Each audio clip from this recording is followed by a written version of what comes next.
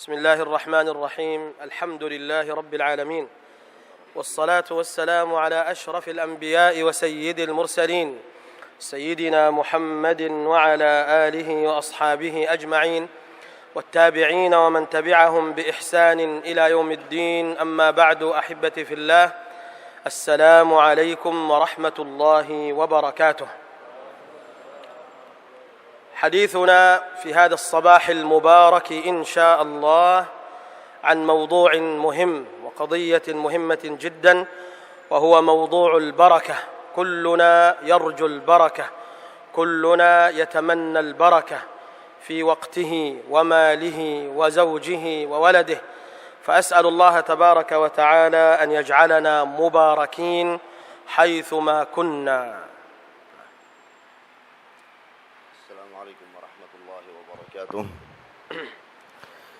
Setelah alhamdulillah wassalatu wassalam ala rasulillah wa ala alihi wa sahbihi wa man walah, beliau menjelaskan bahwa pertemuan kita kali ini untuk menjelaskan salah satu perkara yang penting, yang dimana perkara itu berkaitan dengan barakah.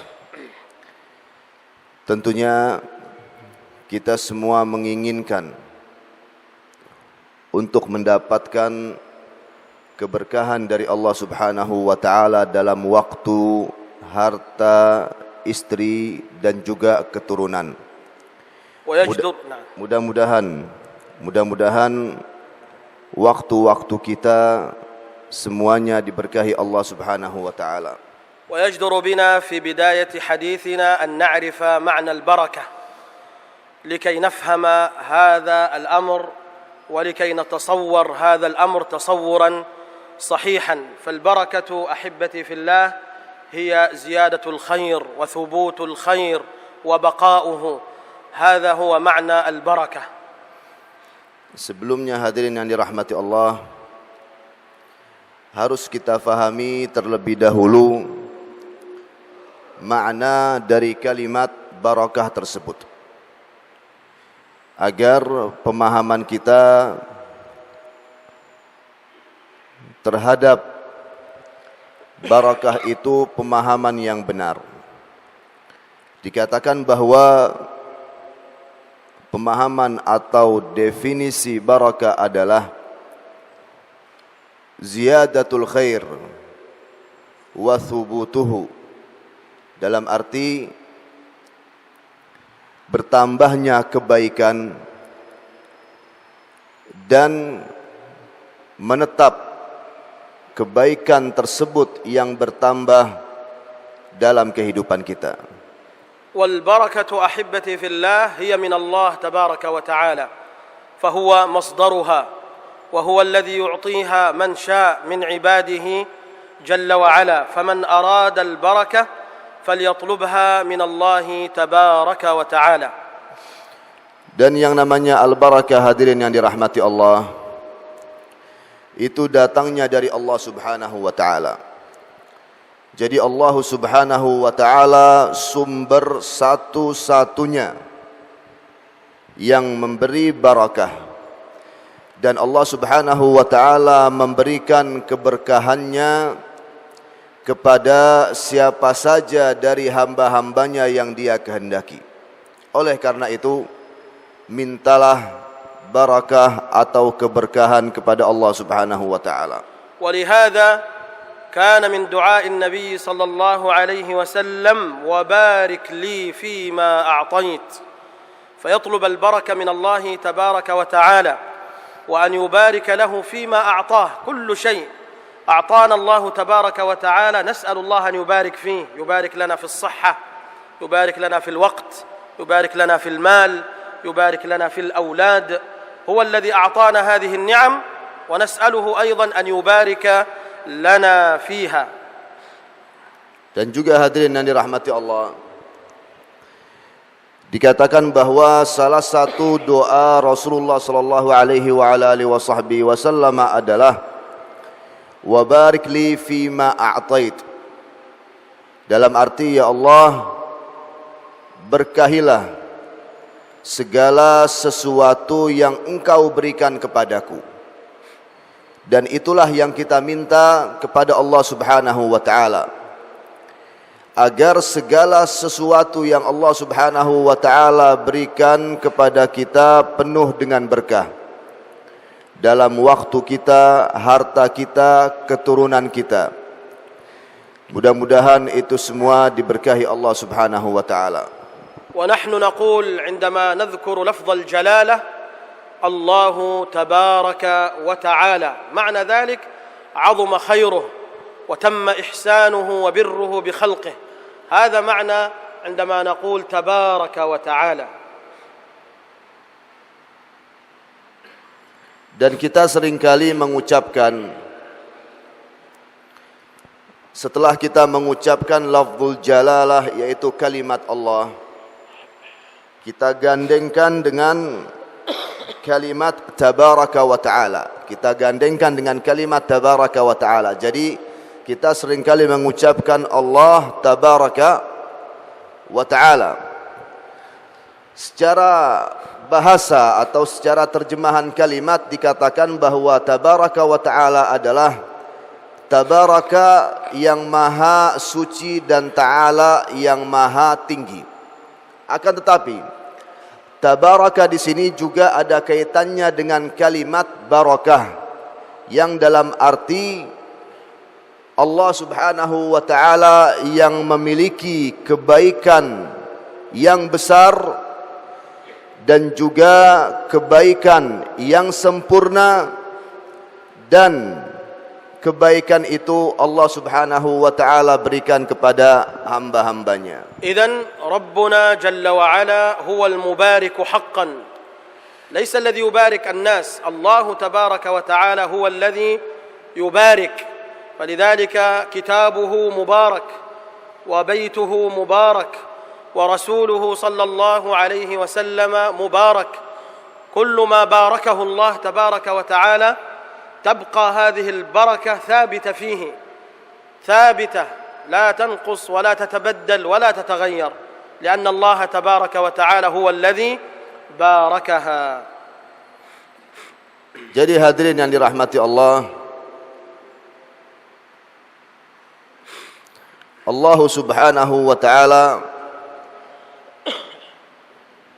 dialah yang memberkahi segala sesuatu.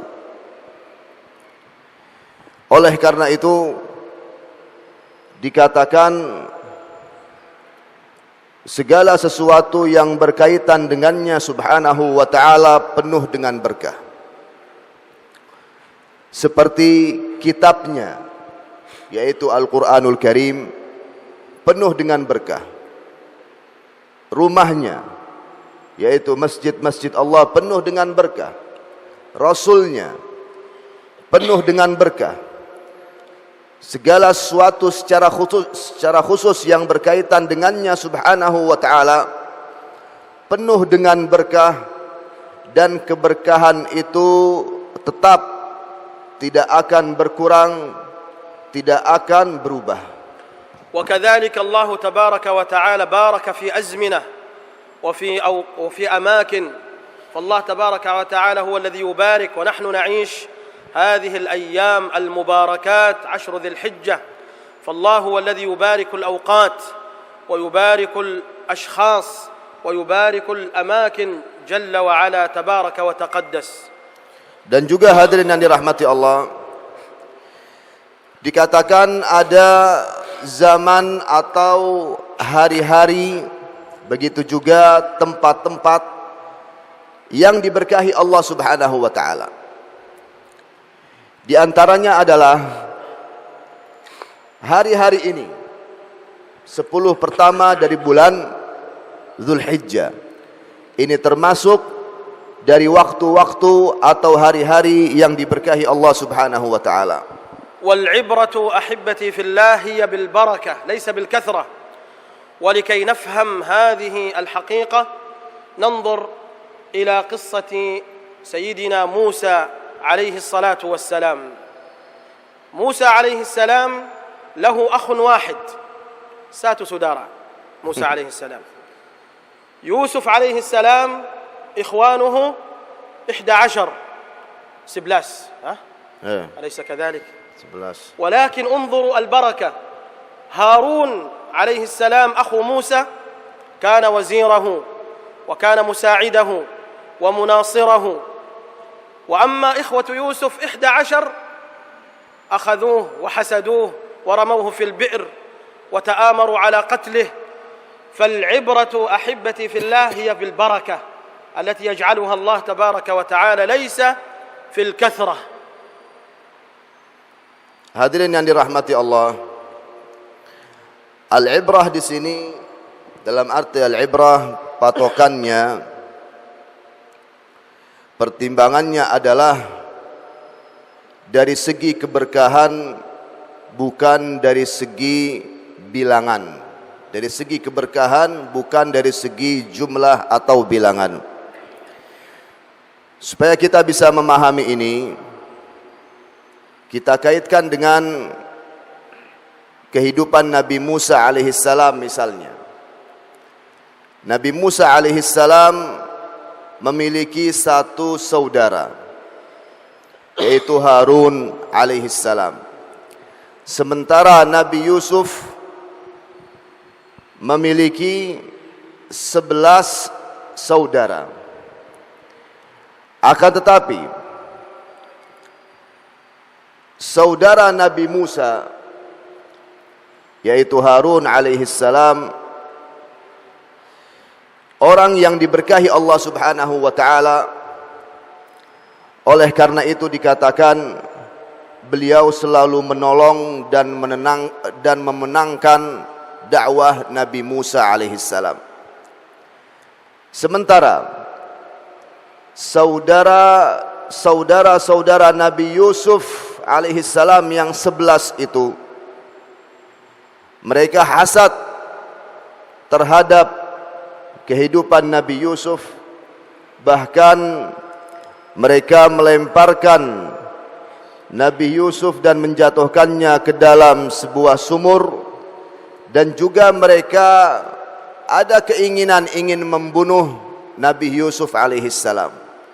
Jadi al-ibrah patokannya atau pertimbangannya di sini dari segi barakah, bukan dari segi jumlah atau bilangan. Wa aidan ahibbati fillah, ummatul Islam fi awwal waqtiha, fi awwal tarikhiha, kanat umma mubarakah. يخرج العدد القليل من جيش المسلمين مئات أو ألوف، يهزمون مئات الألوف من النصارى ومن الفرس المجوس، ينتصرون عليهم ويهزمونهم ويفتحون تلك البلاد ويدخلون فيها نور الله تبارك وتعالى. في هذا الزمان جيوش المسلمين ملايين وأسلحتها أحسن الأسلحة وأفضل الأسلحة، ومع ذلك يقتل المسلمون في كل مكان ولا يتحرك جندي واحد لنصرة المسلمين المستضعفين. ما في بركة في هذه الجيوش والعياذ بالله. Dan juga hadirin yang dirahmati Allah, bisa kita fahami dari segi tarikh atau dari segi sejarah bahwa umatul Islam, umat Nabi Muhammad sallallahu alaihi wa ala alihi wasallam, di zaman dahulu jumlah mereka atau adat mereka itu sedikit. Akan tetapi dari beberapa orang yang kau dibandingkan, maksudnya ini tambahan dari saya, kau dibandingkan dengan umat yang di zaman sekarang, tentunya lebih banyak yang di zaman sekarang. Di zaman dahulu mereka itu sedikit, umat Rasulullah sallallahu alaihi wasallam. Akan tetapi sedikitnya mereka itu penuh dengan berkah. Dalam arti mereka, orang-orang kehidupan mereka diberkahi Allah subhanahu wa ta'ala, sampai-sampai mereka itu bisa mengalahkan pasukan-pasukan kafir, pasukan-pasukan Persia, pasukan-pasukan Nasrani yang dimana jumlah mereka jauh lebih banyak, jadi ratusan ribu dibanding tentara atau pasukan Islam di zaman dahulu. Jikalau kita perhatikan di zaman sekarang, ada pasukan-pasukan atau tentara-tentara muslim yang dimana jumlah mereka itu jauh lebih banyak daripada tentara-tentara muslim di zaman dahulu.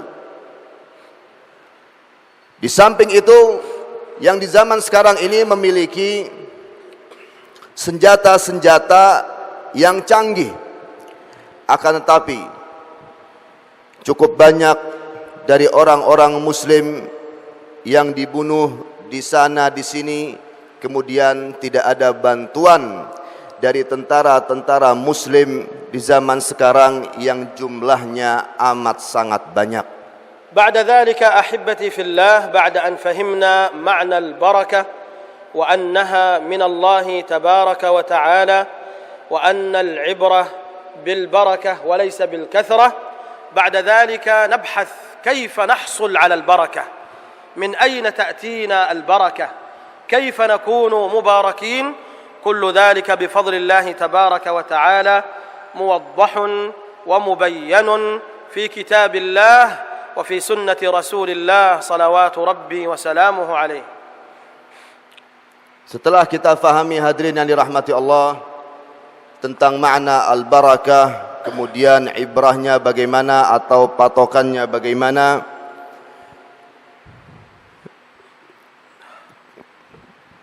setelah itu mungkin di sini ada pertanyaan bagaimana cara mencari berkah atau keberkahan yang sumbernya dari Allah Subhanahu wa taala, dari karunia Allah Subhanahu wa taala. Itu semua ada penjelasannya di dalam Al-Qur'an dan juga As-Sunnah. هناك أسباب للبركة بينها الله تبارك وتعالى، فمنها السبب الأول تقوى الله عز وجل، فكل من اتقى الله في أي أمر من أموره، سواء كان من أمور الدنيا أو من أمور الآخرة، من اتقى الله في ذلك الأمر فإن الله تبارك وتعالى يبارك له فيه. Di sini ada beberapa sebab yang dapat mendatangkan keberkahan dari Allah Subhanahu wa taala. Di antaranya adalah bertakwa kepada Allah Subhanahu wa taala.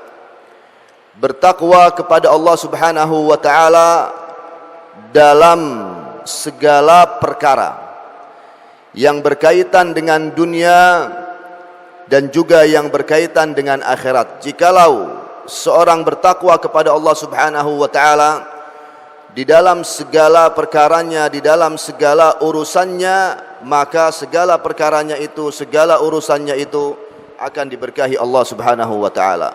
يقول الله تبارك وتعالى في سورة الأعراف: أعوذ بالله من الشيطان الرجيم ولو أن أهل القرى آمنوا واتقوا لفتحنا عليهم بركات من السماء والأرض ولكن كذبوا فأخذناهم بما كانوا يكسبون. فالله تبارك وتعالى في هذه الآيات المباركات يبين أن أهل القرى لو أنهم اتقوا الله تبارك وتعالى لفتح الله عليهم بركات من السماء وهو نزول المطر، وبركات من الأرض وهو خروج النبات والخير من هذه الأرض. كل هذا سيحدث لهم إذا فعلوا أمرا واحدا وهو تقوى الله عز وجل. نعم، أهل القرى أي قرية، أي بلد، أي مدينة، إذا اتقوا الله عز وجل فإن الله يبارك لهم. نعم. Allah Subhanahu wa taala menjelaskan di dalam surat Al-A'raf, seandainya penghuni qaryah atau penghuni suatu kampung atau suatu negeri mereka beriman dan bertakwa, mereka beriman dan bertakwa, niscaya akan kami bukakan untuk mereka keberkahan, dalam arti akan kami turunkan untuk mereka keberkahan dari langit, dan akan kami keluarkan keberkahan dari bumi. Akan tetapi mereka mendustakan, kemudian mereka mendapatkan apa yang kami tetapkan, yaitu dari azab Allah Subhanahu wa taala. Jadi di sini Allah Subhanahu wa taala menjelaskan, apabila hamba-hambanya Subhanahu wa taala mereka itu bertakwa kepadanya Subhanahu wa taala, maka mereka akan mendapatkan keberkahan, atau Allah Subhanahu wa taala akan menurunkan berkahnya dari langit yang berupa hujan, dan juga Allah Subhanahu wa taala akan mengeluarkan berkahnya dari bumi yang berupa tumbuh-tumbuhan dan tanam-tanaman. Yang terakhir ini tambahan dari saya. ولهذا لما كان رسول الله صلى الله عليه وسلم وصحابته الكرام أكثر الناس تقوى وأعظم الناس تقوى، بارك الله تبارك وتعالى لهم وعليهم في أوقاتهم وفي أموالهم وفي طعامهم، فكانت المدينة النبوية في ذلك الوقت مباركة فيها الخير الكثير والنعمة العظيمة. Oleh karena itu Nabi kita Muhammad sallallahu alaihi wa ala alihi wa sahbihi wasallam dan sahabat-sahabatnya ridwanullah taala alaihim ajma'in, dikatakan bahwa mereka adalah orang-orang yang paling bertakwa kepada Allah Subhanahu wa taala. Dan Allah Subhanahu wa taala selalu memberkahi waktu-waktu mereka, bahkan Allah Subhanahu wa taala memberkahi makanan mereka. Jadi dikatakan di zaman itu, di saat itu, kota Madinah adalah kota yang penuh dengan berkah. واسمعوا إلى هذه القصة التي وردت في الصحيح في وقت غزوة الخندق، غزوة الأحزاب، ورسول الله صلى الله عليه وسلم والصحابة الكرام يحفرون الخندق حول المدينة في شدة البرد وفي شدة الجوع. انظروا ماذا حدث. Perhatikan hadirin yang dirahmati Allah, kisah yang sahih ini yang berkaitan dengan sirah Nabi kita Muhammad sallallahu alaihi wa ala alihi wa sahbihi wasallam dalam ghazwah Al-Ahzab atau ghazwah Al-Khandaq, yang dimana mereka Rasulullah dan sahabat-sahabatnya ridwanullah ta'ala alaihim ajma'in, mereka menggali parit di waktu atau di musim dingin yang luar biasa, dan juga dikatakan mereka dalam keadaan lapar. نظر جابر بن عبد الله رضي الله عنه إلى رسول الله صلى الله عليه وسلم وهو يحفر الخندق مع أصحابه الكرام، وأثر الجوع والتعب في وجه رسول الله صلى الله عليه وسلم، فذهب إلى بيته إلى زوجته وسألها: ماذا عندكم طعام؟ قالت: عندنا هذه الشاة، شاة صغيرة تكفي 5 أو 6، وعندهم دقيق يصنعون، فقال: اذبح الشاة واصنعي طعاما لرسول الله صلى الله عليه وسلم، واعجني العجين واصنعي خبزا، وسوف أدعو رسول الله صلى الله عليه وسلم ومعه 3 أو 4 أو 6 حتى يكفيهم هذا الطعام. Jabir radhiyallahu taala anhu, beliau melihat Rasulullah sallallahu alaihi wa ala alihi wa sahbihi wasallam sedang menggali parit, dan tanda-tanda kelelahan dan lapar itu dilihat oleh Jabir di wajahnya Rasulullah sallallahu alaihi wa ala alihi wa sahbihi wasallam. Kemudian Jabir radhiyallahu taala anhu, beliau kembali ke rumahnya dan berkata kepada istrinya, makanan apa yang kita miliki? Kemudian istrinya menjawab, kami memiliki seekor kambing.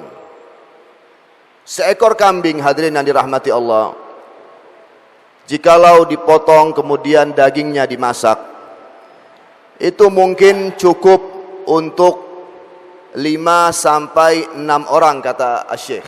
هذا عند العرب طيب. Ini porsinya orang Arab ya katanya. نظام العرب أما في إندونيسيا ما شاء 5 الله. sampai 6 satu kambing cukup. Kalau di Indonesia mungkin 10, betul gak? نعم نعم. 10, 15, ha? 20, Baya Asyud bilang 20. 20 نعم. هذا عرب إندونيسيا. 20 itu Arab Indonesia katanya. Baik. Kemudian Jabir radhiyallahu taala anhu memerintahkan istrinya untuk memasak daging kambing tersebut. Di samping itu juga membuat khobz atau roti dari tepung atau gandum. Kata Jabir, aku akan mengundang Rasulullah sallallahu alaihi wa alihi wasallam dan bersamanya 3 atau 4 atau 5 orang. ذهب جابر إلى النبي صلى الله عليه وسلم وكلمه في أذنه سرا لأن الطعام قليل. قال يا رسول الله صنعت طعاما لك و5 أو 6 من أصحابك، تعال إلى بيتي سرا. فالنبي صلى الله عليه وسلم رفع صوته يا معشر المهاجرين والأنصار جابر بن عبد الله يدعوكم إلى الطعام في بيته. جابر عندما سمع الرسول يدعو كل هؤلاء أكثر من 300 إنسان جائعين، كانوا يعملون في الحفر متعبين جائعين، جابر انطلق إلى بيته يجري لاري دخل على زوجته وقال رسول الله صلى الله عليه وسلم والمهاجرين والأنصار كلهم يأتون إلى بيتي، ماذا نفعل؟ مكان tidak cukup، لا يكفي هذا الطعام 300 إنسان. نعم. Kemudian hadirin yang dirahmati Allah, Jabir radhiyallahu taala anhu kembali kepada Rasulullah sallallahu alaihi wa alihi wasallam dan membisikkan Rasulullah di telinganya, tentunya dengan suara yang tidak didengar kecuali Rasulullah sallallahu alaihi wa alihi wasallam, bahwa aku mengundangmu wahai Rasulullah untuk makan di rumahku.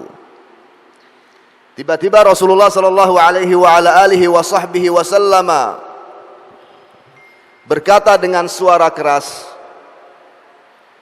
wahai ma'syar al-muhajirin wal ansar, wahai sahabat-sahabat dari kalangan al-muhajirin dan juga dari kalangan al-ansar, sungguhnya Jabir mengundang kita untuk kita semua makan di rumahnya.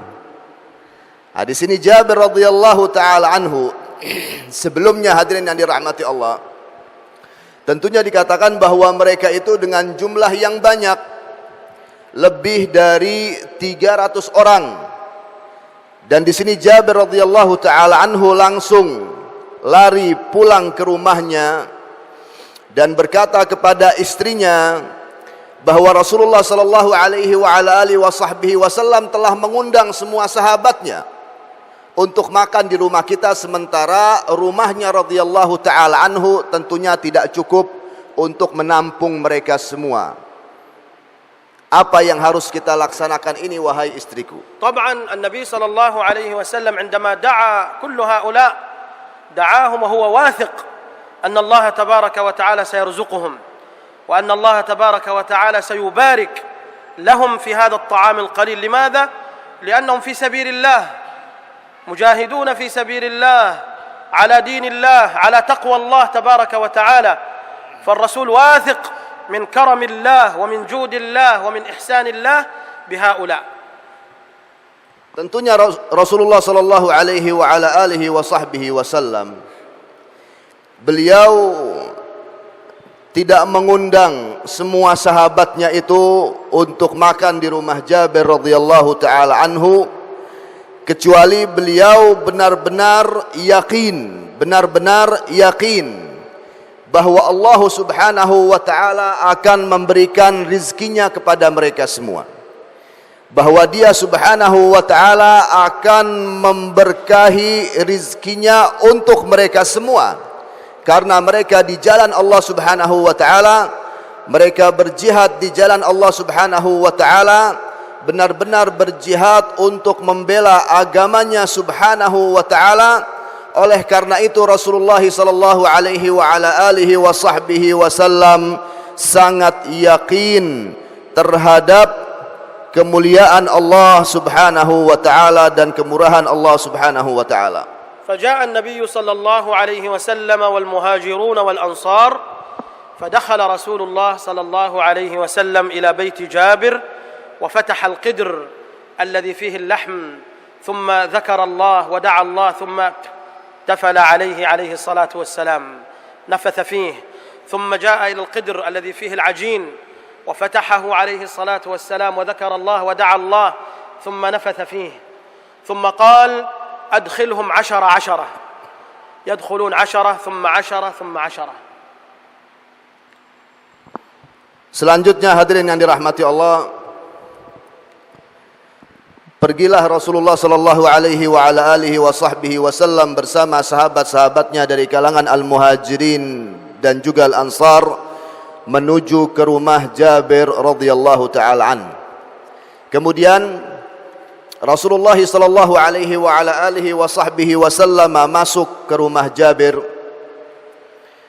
dan Rasulullah membuka panci daging dan juga panci roti, yang dimana di panci daging itu Rasulullah berzikir dan berdoa kepada Allah Subhanahu wa taala.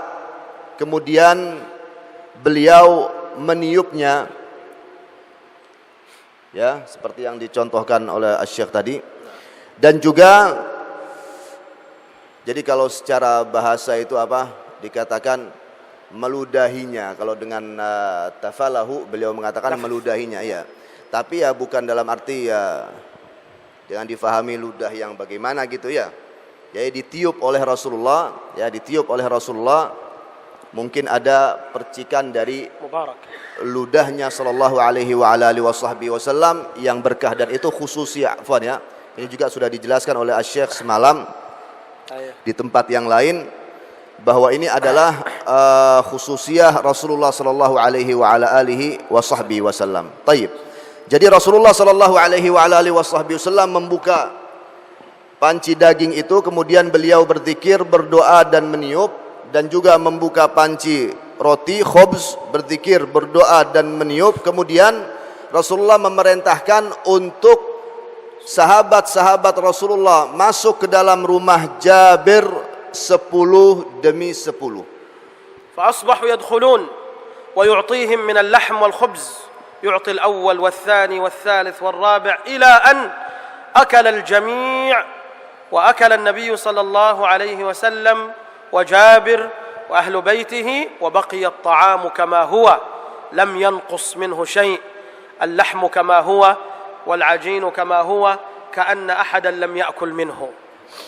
Kemudian Rasulullah sallallahu alaihi wa ala alihi wasallam memakan dari daging tersebut dan juga khubz atau roti tersebut. Begitu juga 10 sahabat itu yang bersamanya dan juga Jabir bersama istrinya. Mereka semua makan dengan enak dan kenyang. Akan tetapi dikatakan bahwa daging dan roti itu tetap utuh. فهذه البركة أحبتي في الله حلت عليهم بسبب تقوى الله جل وعلا والتمسك بكتاب الله وسنة رسوله صلى الله عليه وسلم. Dan juga hadirin yang dirahmati Allah, tentunya dengan maknanya seterusnya. 10 yang kedua masuk, 10 yang ketiga masuk, 10 yang keempat masuk, sampai semuanya dari sahabat-sahabat Rasulullah ridwanullah ta'ala alaihim ajma'in dari kalangan Al-Muhajirin dan juga Al-Ansar, mereka memakan dari daging dan juga roti yang dihidangkan oleh Jabir radhiyallahu ta'ala anhu, dan itu sangat cukup untuk mereka. Ini salah satu hasil atau salah satu buah dari takwanya mereka kepada Allah Subhanahu wa taala. أحبتي في الله، أسباب التقوى كثيرة، ولكن الوقت قصير، نصف ساعة لن تكفي لكي نتكلم على بقية الأسباب، فنسأل الله عز وجل أن يهيئ لنا وقتا آخر أطول وأكثر حتى نتكلم عن أسباب البركة التي نتمنى أن تكون في حياتنا وفي بيوتنا وفي أبنائنا وفي أموالنا. Hadirin yang dirahmati Allah, sebab-sebab yang mendatangkan keberkahan dari Allah Subhanahu wa taala itu banyak. Akan tetapi karena waktu yang terbatas, kita tidak bisa menjelaskan semua sebab-sebab tersebut. Akan tetapi mudah-mudahan kita bisa mendapatkan waktu lagi yang lebih panjang untuk menjelaskan semua sebab yang lewatnya bisa datang keberkahan dari Allah Subhanahu wa taala. Mudah-mudahan kehidupan kita, waktu-waktu kita dan juga rumah kita semua diberkahi Allah Subhanahu wa taala. ونختم حديثنا في هذا الصباح المبارك بدعاء الله تبارك وتعالى. Dan kita tutup pertemuan kita ini dengan doa. اللهم يا ذا الجلال والإكرام يا رب العالمين يا أرحم الراحمين يا مجيب دعوة المضطرين يا رحمن الدنيا والآخرة ورحيمهما، اللهم بارك لنا في أعمارنا وبارك لنا في أوقاتنا وبارك لنا في أموالنا وبارك لنا في أبنائنا وبارك لنا في كل خير أعطيته لنا يا رب العالمين، واجعلنا مباركين حيثما كنا، وبارك لنا في أسماعنا وبارك لنا في أبصارنا يا ذا الجلال والإكرام. اللهم يا أرحم الراحمين يا رب العالمين يا مجيب دعوة المضطرين يا رحمن الدنيا والآخرة ورحمهما، اللهم أعز الإسلام والمسلمين وأذل الكفر والكافرين واخذل أعداء الدين، وانصر إخواننا المستضعفين وانصر إخواننا المجاهدين في كل مكان يا رب العالمين، وسلم الحجاج والمعتمرين وبارك لهم يا رب العالمين، وتقبل منهم حجهم يا رب العالمين، وردهم إلى أهلهم سالمين غانمين برحمتك يا أرحم الراحمين. اللهم اغفر للمسلمين والمسلمات والمؤمنين والمؤمنات الأحياء منهم والأموات يا ذا الجلال والإكرام، وصل اللهم وسلم وبارك على عبدك ورسولك محمد وعلى آله وأصحابه أجمعين، والحمد لله رب العالمين. وصلى اللهم وسلم على نبينا محمد وعلى آله وصحبه أجمعين والحمد لله رب العالمين. كفارة المجلس سبحانك اللهم وبحمدك أشهد أن لا إله إلا أنت أستغفرك وأتوب إليك. والسلام عليكم ورحمة الله وبركاته.